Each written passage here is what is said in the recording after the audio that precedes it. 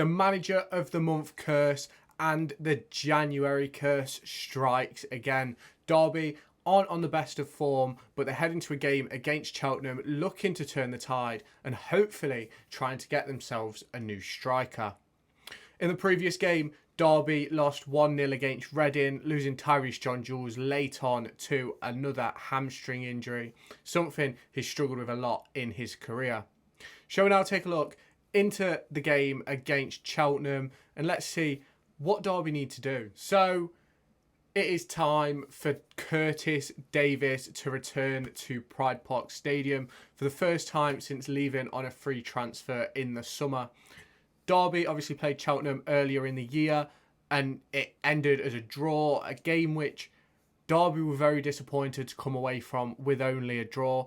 Cheltenham at the time, I don't think had picked up a point in the league. So it was a very disappointing game and all round the performance wasn't great and it reminds me very much of the previous two fixtures. It's a 3 o'clock kickoff. It is at home, so I will be doing a match day vlog and giving my match reaction straight after the game. So make sure you subscribe to the channel to keep up to date with all of that. But we're now going to take a look at the head-to-head of the two sides. So here we can see Derby and Cheltenham have played 3 games against each other. Derby coming out victors twice. Both of those games were last season and the draw earlier on this campaign in October. This game happened before the Stevenage game where there was a really flip mentality after that Stevenage game which sent us on an impressive run of form. And fingers crossed Derby can do that again this time round when they face Cheltenham. Obviously, it's difficult for Derby and it's difficult as a Derby fan because we're used to this slump now. But it needs to stop. At some point, we've got to get promoted and we've got to be able to play through January. Shall we now take a look at the League One table, where Derby sit, where Cheltenham sit, and what can happen with this weekend's fixture. So as you can see there, in 4th position is Derby County. Obviously we've won 2, lost 2 and drew 1 of our previous 5 league games.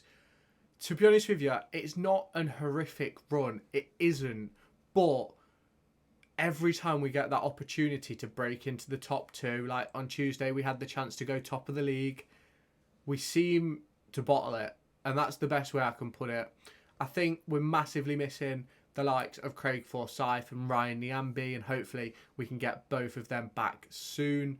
But Nyambe and Namibia qualified for the next round of the African Cup of Nations. Forsyth's out for, I believe, another 3 weeks, maybe. I think Warren said a month, and that was about a week ago. So that's difficult. But obviously, if you look at the table, you see that Peterborough have a game in hand on us. Bolton have 2. And we could end up being 7 points off the top. 7-8 points off the top. And considering we could have gone top on Tuesday and we could have gone into the automatics when we played Peterborough at the start of the year, it's disappointing. It is very disappointing. Let me know your thoughts down in the comments about Derby's recent form. Let me know what you think they need to do to change it. But we'll now take a look at Cheltenham Town, where they sit in the table and what they can do heading forward in this game. So as we see down at the bottom, Cheltenham have won 2, lost 2 and drawn 1 of their past 5 games. Very similar to Derby's recent form. And I think that shows you the league really. It's, if we're performing like that and 22nd in the league are performing like that, it just shows that we aren't good enough at the moment. Cheltenham have 2 games in hand on Shrewsbury Town. And if they were to win both games, they would find themselves at just 1 point behind them. Obviously, they are 3 points behind Reading, as you can see on the screen. And they'll be hoping that they can climb themselves out of the relegation zone. Let's now take a look at the Cheltenham squad. Let's see who their danger men are and what we need to look out for at the weekend.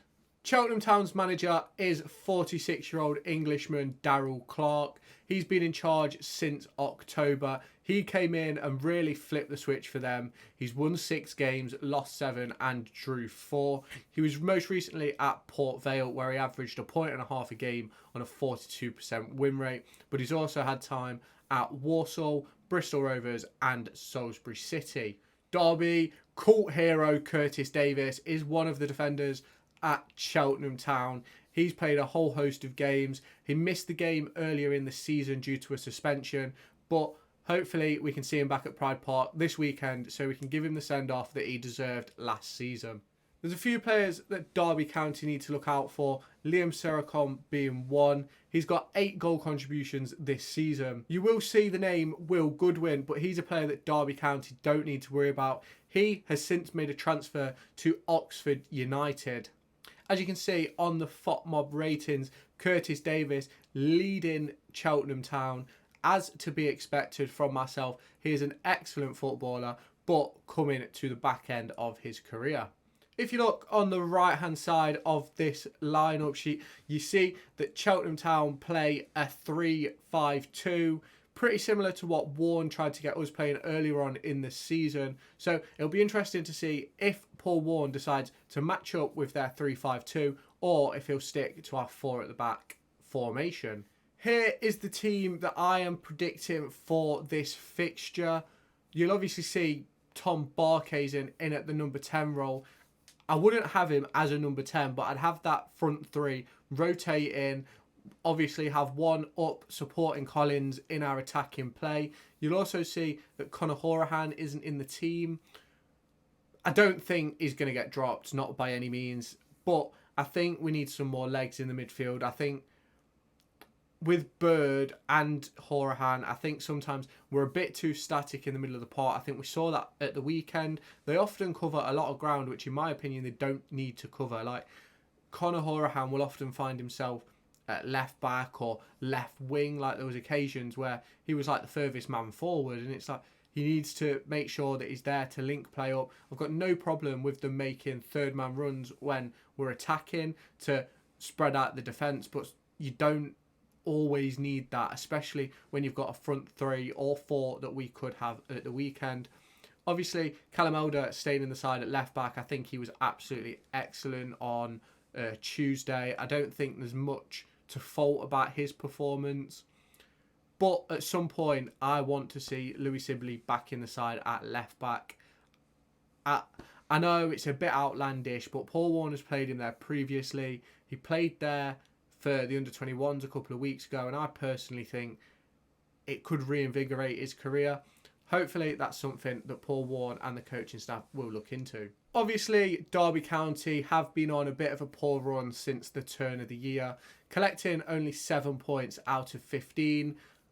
It's not great. There's a long way to go in this season, and Derby can easily turn it back around.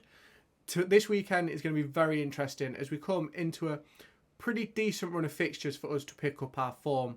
We've got Cheltenham Town on Saturday, and that is the game that is very important. We need to make sure that we get ourselves back to winning ways, make sure we can start another run. So, with that being said, are you excited for the game at the weekend? What are your score and team predictions? I'm excited to know what you guys think down in the comments. If you have enjoyed this preview and you're excited to see the matchday vlog at the weekend, make sure you hit that like button and subscribe. Turn on the notification bell so that you can stay all up to date with all of my football, Formula 1 and Derby content.